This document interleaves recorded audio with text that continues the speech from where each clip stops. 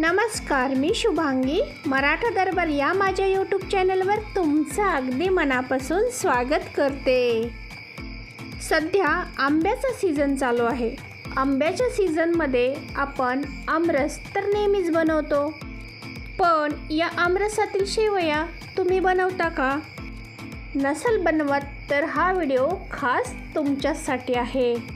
तेव्हा व्हिडिओ शेवटपर्यंत बघत राहा. आणि मराठा दरबार या माझ्या यूट्यूब चॅनलला अजूनपर्यंत तुम्ही सबस्क्राईब केलं नसाल तर चॅनलला सबस्क्राईब करून बाजूचे बेल आयकॉन हे प्रेस करा.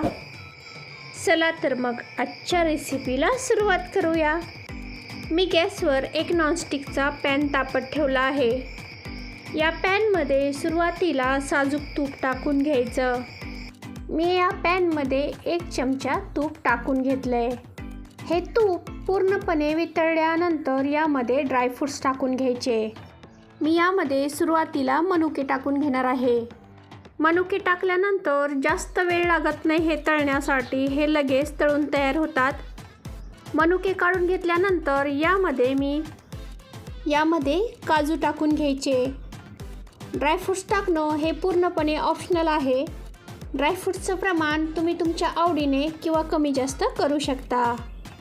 यानंतर यामध्ये मी पिस्ता आणि बदामसुद्धा टाकून घेतलेत.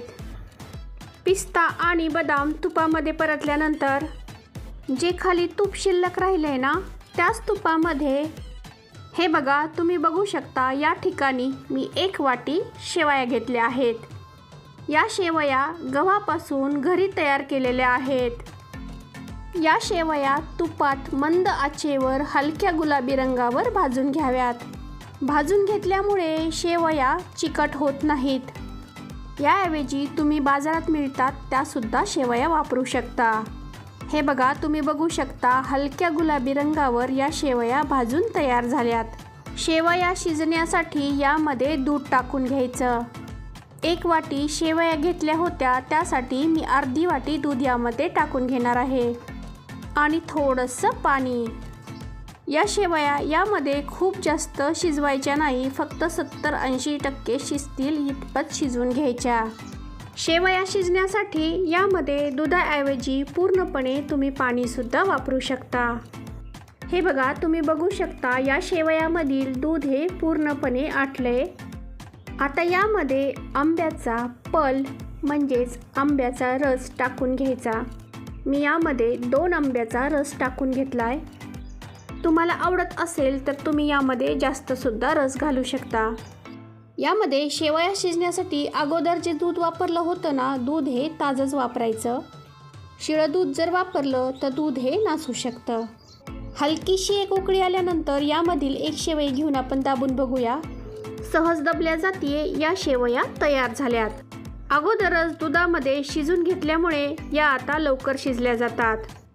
आता यामध्ये थोडीशी वेलची पावडर टाकून घ्यायची आणि सुरुवातीला जे तुपामध्ये ड्रायफ्रूट्स भाजून घेतले होते ना, ते सुद्धा यामध्ये टाकून घ्यायचे. ड्रायफ्रूट्स आणि वेलची पूड यामध्ये व्यवस्थित मिक्स केल्यानंतर गॅस बंद करून टाकायचा. तयार झालेल्या शेवयाची खीर मी एका बाउलमध्ये काढून घेते. आता या तयार झालेल्या खिरीमध्ये हे बघा, या ठिकाणी मी एका आंब्याच्या अशा छोट्या छोट्या फोडी तयार करून घेतल्यात. या फोडी या खिरीवर टाकून घेणार आहे. आंब्याच्या फोडी या जरूर टाका, कारण त्या खाताना दाताखाली खूप छान लागतात.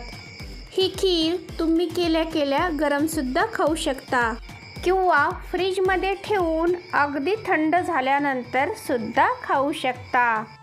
कोणत्याही प्रकारे खाल्ली तरी मस्तच लागते. आंब्याच्या सीझनमध्ये प्रत्येकाच्याच घरात आंब्याचा रस होतो. मी तर म्हणेन ही आंबा शेवयाची खीर सीझन संपण्यापूर्वी एकदा करायलाच हवी.